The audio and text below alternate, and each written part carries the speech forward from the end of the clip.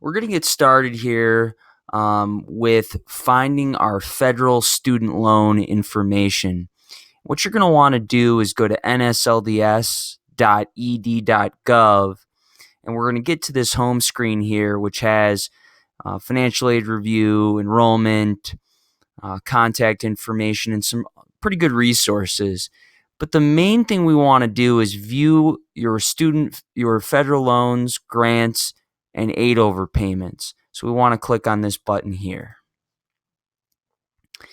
Now we go to this section here. This is basically the government saying that they're going to protect your privacy. Go ahead and click on accept there. And that's going to take us to the login screen. If you don't know what your NSLDS login information is, you're going to want to go and click on create an FSA ID. You'll go ahead and put in your email, confirm it, username, password, confirm. Then you're going to go ahead and click on continue. Now, once we've done that, you'll get an email that will have the login information. You'll be able to go back to this screen here, and you're going to be able to log in.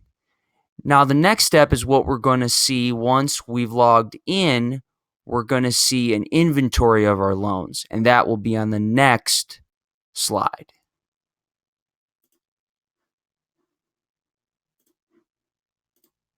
Welcome back. Now we're going into the details section. Assuming we clicked on the number 1, this will give you the detail of loan number 1. I think you saw on the past screen there was 20 some odd entries. This is just for sample purposes, just to gain a good understanding of what's available on the student loan website, NSLDS. As you can see here, this would have the specific loan. So again, a direct subsidized Stafford loan, Parent Plus loan, whatever federal loan label you'd see here. You'll see the here would be the university that in which you attended. That's very helpful. And then here to the right, this is just some basic information on what the enrollment status is, which is graduated, out of school in this case, and the effective date in which graduation took place. And then you're going to see the date entered of repayment. Usually there's 6 months separating there, and that's usually a grace period after you graduate college.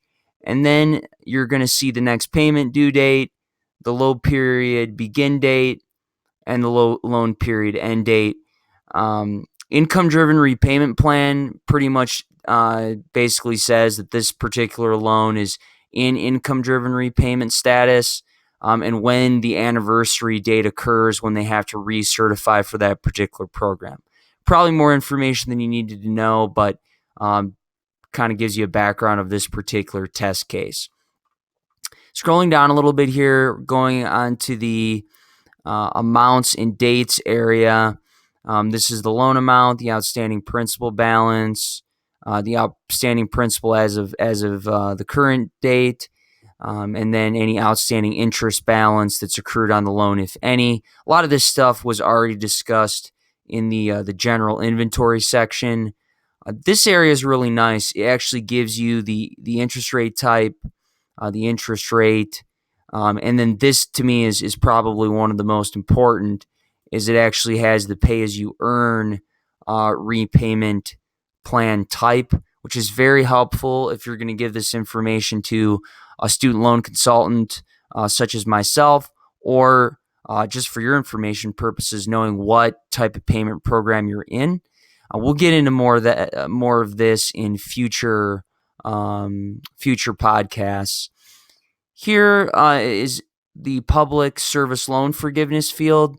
This basically just says that if you're pursuing public service loan forgiveness, how many cumulative match months have been recorded in the government's database. In this particular instance, none have. But if you're pursuing PSLF, we'll touch base on that in a future recording. Scrolling down further, this is just a history of when the loan was originated, when it was in grace period, as mentioned up at the top, and then when it actually went into repayment status. Uh, the service lender and guarantee agency, this is really nice. This actually will break out who the lender is and who your current servicer is and how you can get a hold of them. A lot of people who are disorganized, they just don't know who services their loan and who the loan was actually originated through. All of this is available. The government has all of this information, and it's very, very helpful. So you would see the servicer. An example would be Mohila or Nelnet in this field, and then it would have the phone number where you could reach them to get statements and inquire about your loan if you should need it. Think that covers it for this section, and we'll get down to number 2 in the next slide.